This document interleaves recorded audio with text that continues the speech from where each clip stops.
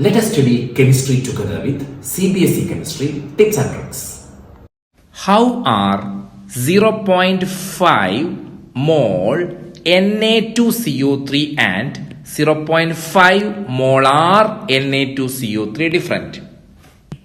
See, if you take the first one, that is 0.5 mole of Na2CO3, see, they have given the amount of substance, right? What is that? Number of moles they have given. What is that? It is 0.5, correct? Now you know that number of moles is equal to what? Mass by molar mass, correct?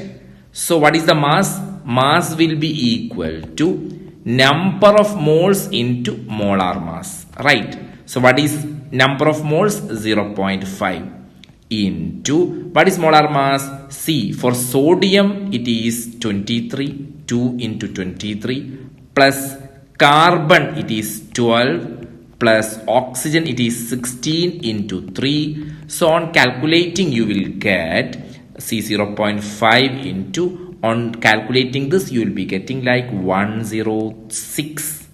Okay, so on calculating you will get 53 gram.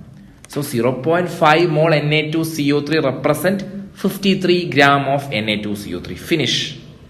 But see, 0.5 molar Na2CO3 means it is concentration of Na2CO3 in the solution. What is exact meaning? 0.5 moles of Na2CO3 is dissolved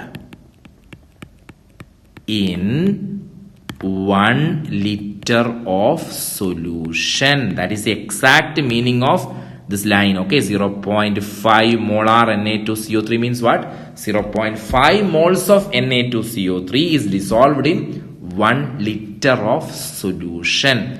Now 0.5 moles means how much mass? We already find it 53 gram. So we can read it like this: 53 gram of Na2CO3 is dissolved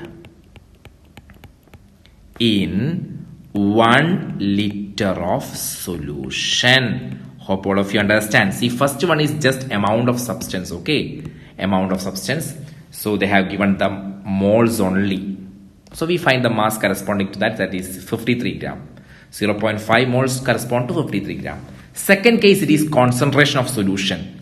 Okay, so what is the meaning of this?